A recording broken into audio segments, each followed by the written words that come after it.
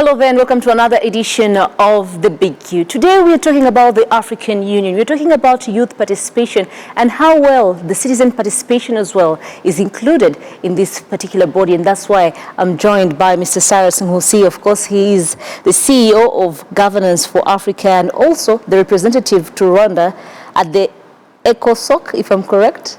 AU ECOSOC. Yes, the AU ECOSOC. Thank you very much, sir, for making time to be with us. Thank you for having me. And welcome to our show. Thank you.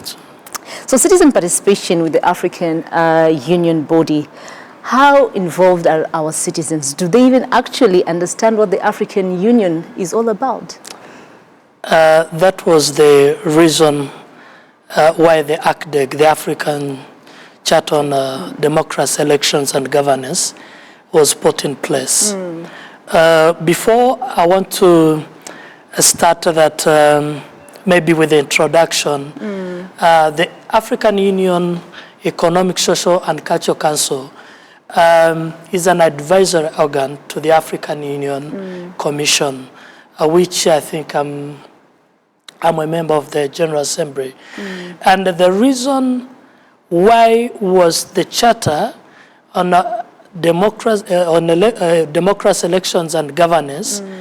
I'll start with the way back. You know, all this, it was a process of African liberation, independence, and in 1990, there was a meeting of OAU, Organization of African Unity. It was in Addis Ababa, Ethiopia.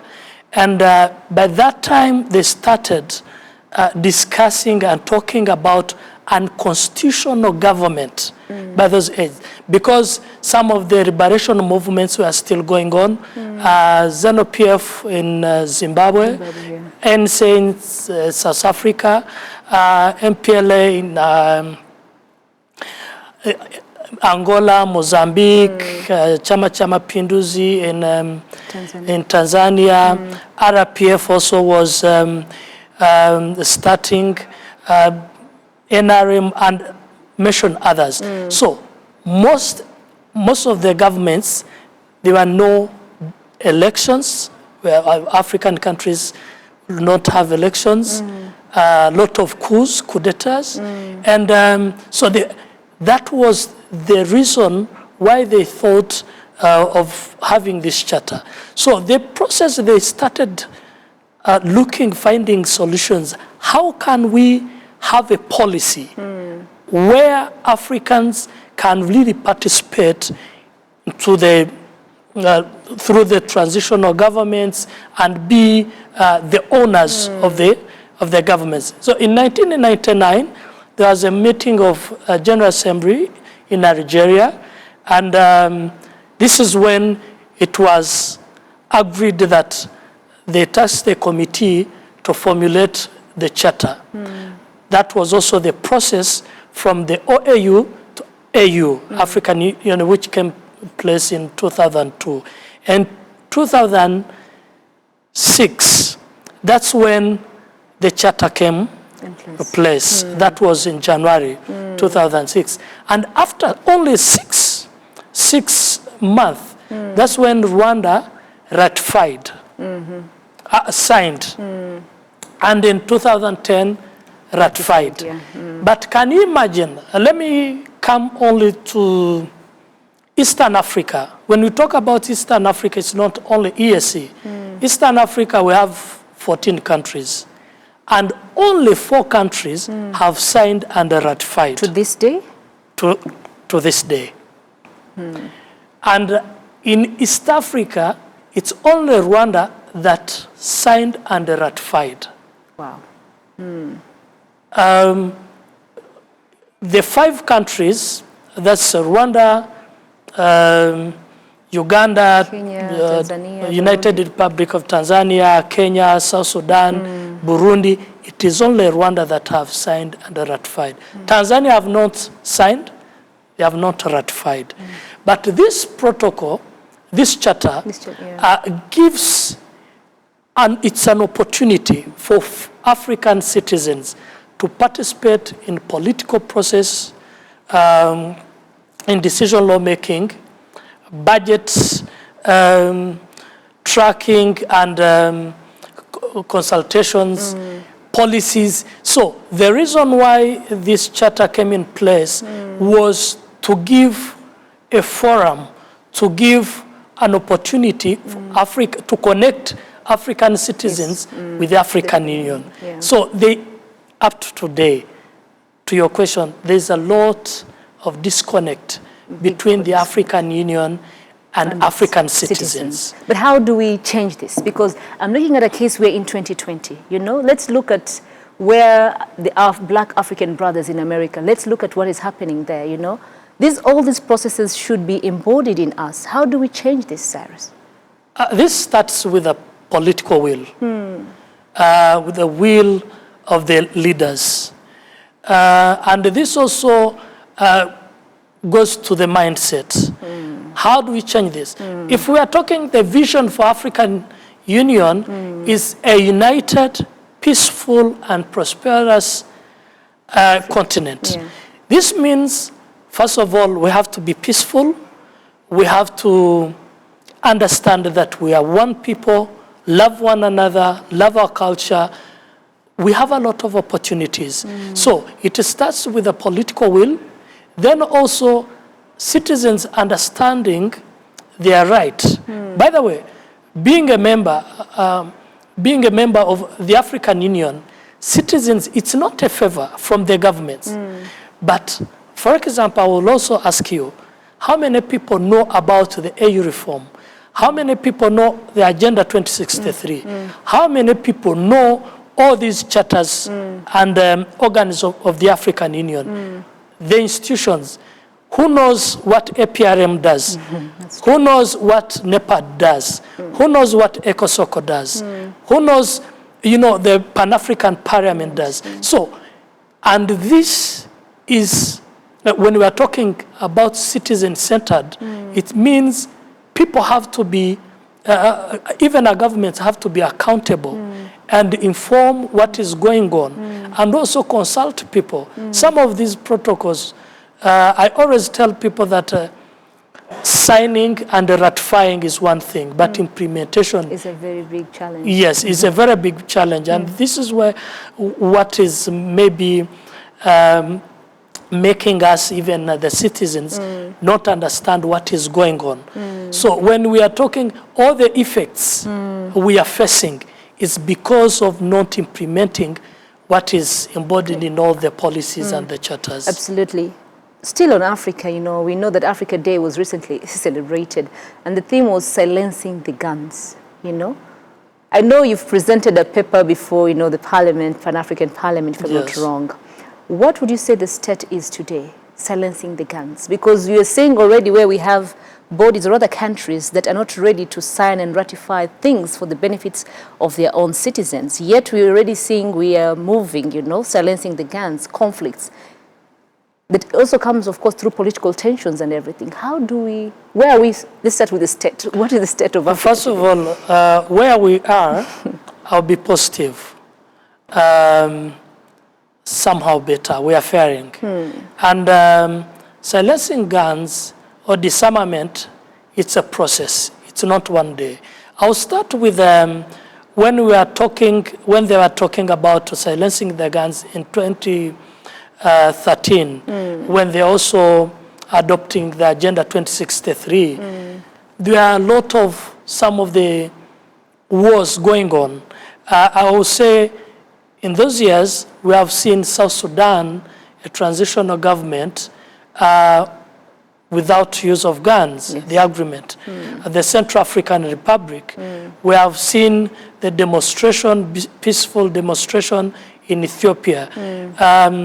In Sudan, Khartoum, they have also changed the government without, so those are some of the challenges. But it's not easy. First of all, disarmament or silencing the guns, it's not easy. We are fighting with the big fishes, with people who are sponsoring, the sponsors. First of all, the guns come from factories and industries.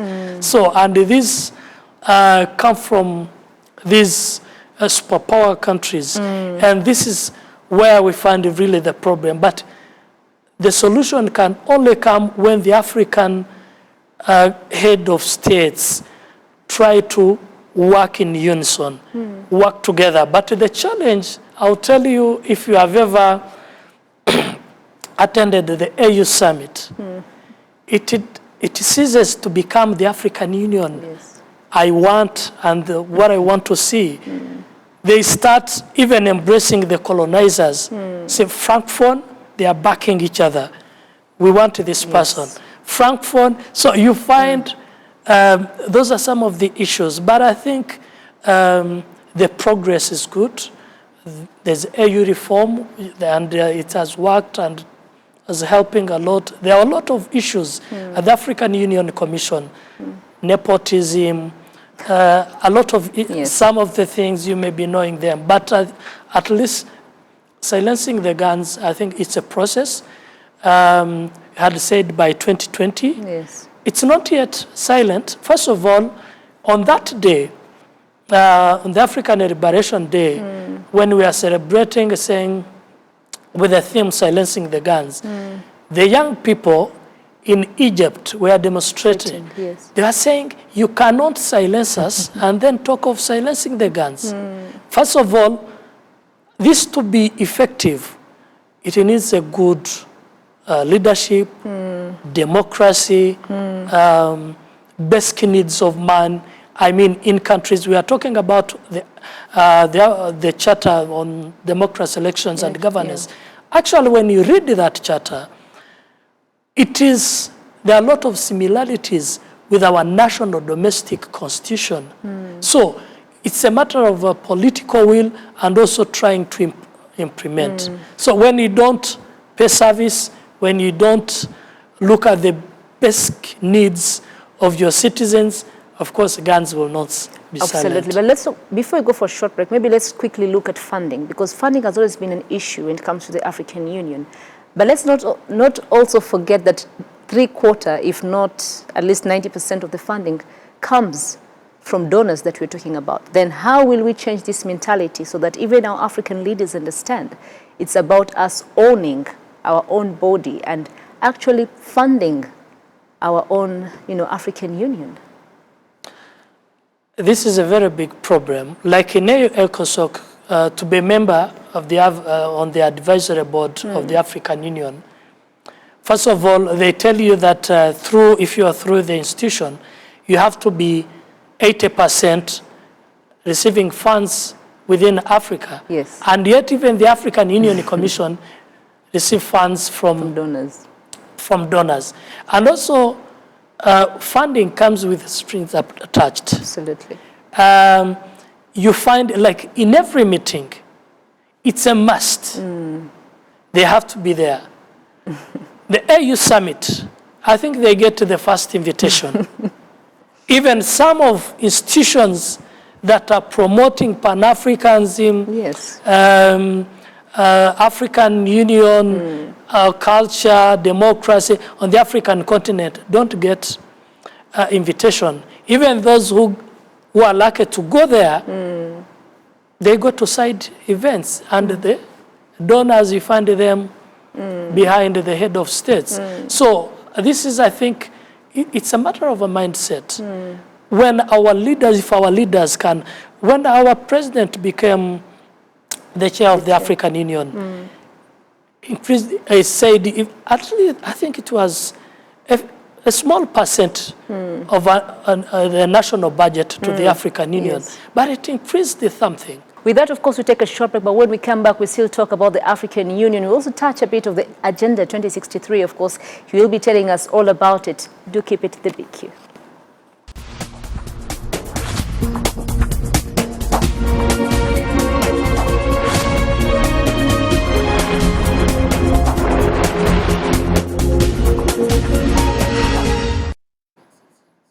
Welcome back, and thank you very much for keeping it the big Q. Of course, I'm still talking to Mr. Cyrus Ngosi. He is the Rwanda representative to the AU ECOSOC, and of course the CEO of Governance for Africa. And of course, he's giving us some light into the African Union as a body, and of course some of the charters, and who is signing what and who is not ratifying what. So we appreciate that, sir.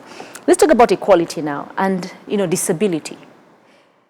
Only 6 AU member states have ratified the protocol for the African Charter on Human and People's Rights on the rights of persons with disability in Africa. Yet we know this is a continent, either through diseases we have people with disabilities, either, so many issues. Why is this still an issue really in 2020? Thank you. This is I think in East Africa, it's only Rwanda that have signed it, yeah. And in Southern Africa, we have only South Africa. Then we have Burkina Faso, we have Amape, Central African Republic. Among the 6 countries that have signed, I forgot, I thought I'll bring you the charter. I think it goes back to the political will. And also, some countries, why do they not sign these charters? Some of them fear accountability from the citizens. Yeah. I'll tell you, maybe we have even the African Youth Charter. I'll tell you, I've traveled across the continent. Even a few leaders of the National Youth Councils know about or the existence of the African Youth Charter. Yet all these rights are embedded in those charters. So I think also we need political will, we need policies, we need institutions. For example, if I'm disabled, if I'm a child, if I'm a youth, I have a policy that is friendly to my concerns. And also there is an institution where I can go and ask my rights, ask where my rights are. So those are some of the challenges that we have. Because we talk about these institutions, if you go to these countries, you find them, they don't have a network or institution in charge of the people with disability. I'll give you an example with the young people. Some governments don't have national institutions or youth institutions or youth councils. The reason behind is that if we bring these young people together, they are going to become opposition, and they'll end up taking over.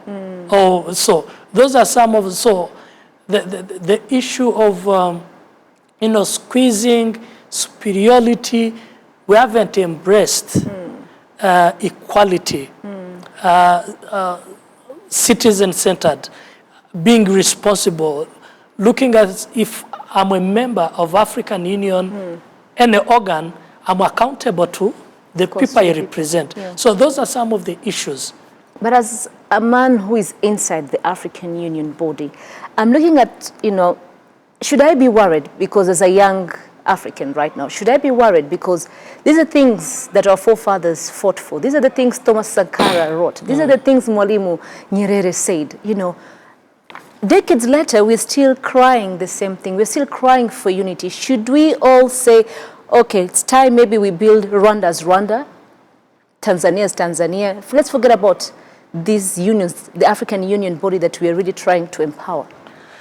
No, actually my response to you is to you to stand and fight for your right. By the way, this is not an opportunity to be. It's not just a space to be given. This is a right. It's time to take it, actually. It's time to take it. You're mentioning Kwame Nkrumah, Nyerere, and others. This started when they are still young. Yes. So there are things that are really, that have to be in place. First of all, I'll say some of the opportunities that we have. The number, the population is very, very important. Absolutely. Number two, there are some of the leaders who understand and who are empowering and who are supporting Pan-Africanism. I remember when we started Visa on Arrival, even other countries were emulating. Yes. So, and also our climate, the land, the natural resources, those are the beauties that we really have in Africa, and we are not mentioning about that. But still, because this problem of funding, because if someone gives you money, will dictate to you what to use the money for. Absolutely. And how to behave. And also this issue of colonization and colonialism is also still a challenge. But I think we're in a better place. It's a process. Liberation of Africa, yes, there's this independence of flags, but it's a process. But it's a process when we have good people, good leaders, good young people. Of course, there's always, in any community, there's always 10% of people who are good, 10% of people, even if you do what, they cannot change, and 80% who are just there, waiting to be converted. So it's a matter of 10% to be quicker to convert the 80%. If we are 90% trying to do good, trying to promote peace, unity, and prosperity on our continent, we'll have a better future.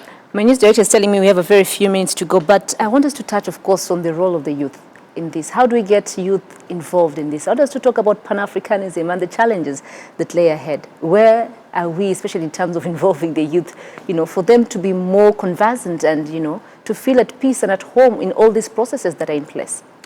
I think this time I'll not be good with the young people. After school, I think I went through the youth movement. Even up to where I am is because of the youth movement. But we have a challenge. The opportunities which are there for the young people, we have some leaders who are supporting and encouraging young people. We have policies that are youth-friendly. We have institutions for young people. But it's up to young people also to come up. The space is there. But the challenge I always find with young people, everyone wants to become a member of parliament. Everyone will not become a president. Everyone will not become a minister. Everyone will not become a member of parliament. How about economic transformation? How about entrepreneurship? How about investing in agriculture? How about, yes, of course, in political participation or in decision lawmaking. So I think it's right also, young people also need to serve as an exemplary. Sometimes when this person gets space, is given space, he wants to behave like Fiona, who have worked for the government for the last 20 years. He wants to drive a car like yours. And the spirit, the power, the energy that he was using while advocating and crying for their space, once he comes in, he ceases, he keeps quiet. Some of them say that when someone is eating, he cannot talk while eating. But I think those are some, they have opportunity, they have space, but it's them also, they are learnt. Some of our parents, because of the challenges, refugees, they are traveling here and there, never learnt like we did. So it's young people to do research and also find innovation that is suitable and good for the African continent. Pan-Africanism, because I also know at some point you're the Secretary General of the Pan-African, I was. You was, yes. Yes. So briefly, is Pan-Africanism dying? Is it alive? Is it losing its meaning? It's not losing its meaning. It's not dying. However, it's complicated. A few people understand Pan-Africanism is an ideology and belief.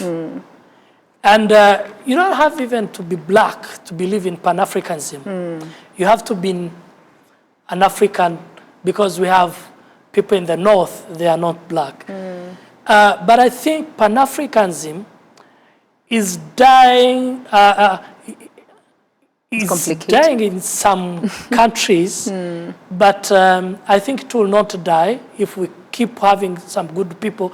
But the problem with the Pan-Africanism, some people want to use it for the personal opportunities yes. and personal gains. For example, we have all these institutions. You find even in African Union Commission, they have not empowered the Pan-African movement. The Secretariat is in Uganda. That's how we know. But it's not functioning. I've talked to the chairman, the global Pan-African movement. They don't even remember it's in their country. But the problem, I think, Pan-Africanism will not die because we have some good people. But the challenge with the Pan-Africanism, Pan-Africanism should be inclusive, should focus on equality, should focus on transforming some people. But also the challenge is there's a lot of still the protocol. We want to see after 3 years, how, with advocacy and awareness, how many new members, liberators of the African continent have we brought on board? Not in every forum, Cyrus, with the knowledge, Fiona, minister, so and so. And the minister actually may be a minister, but not a Pan-African. Yes. And not even with that zeal and same passion and energy and knowledge about Pan-Africanism. So Pan-Africanism is not dying. Rwanda is doing well in all sectors, but still we cannot achieve alone, because Pan-Africanism will be achievable once all African members are liberated. Are liberated. Cyrus, in 2 seconds, if you're to challenge the youth who are watching us, because they have seen you grow, we have seen you grow, you know, to where you are today, as one of the youth leaders to who you are today, you know, what would your word to them in 2 seconds, challenging the youth? Actually, challenging you, young people who are seeing me or looking at me, don't wait for anyone. There is no one who is going to come to invite you, to drive you from home. There is space, there is institution, there are policies, and everything and achievement is not through a high-level political leadership. It's young people, first of all, to understand where am I, where do I want to be, where do I want to go, and is it what I'm doing, is it benefiting the community, or it's only personal benefit? So whenever you do something that is community and there are people benefiting from what you're doing, then you're a good leader. And a good leader is a person who thinks about the people he's leading, and not even just thinking for them, but trying to make their life transform to a better place. Thank you very much, Cyrus, for making time to be with us. And of course, I want to borrow one of the slogans from Pan-African: organize, don't agonize. Organize, don't agonize. Agonize. Thank you very much for watching. My name is Fiona Mbabazi. Do keep it the big Q.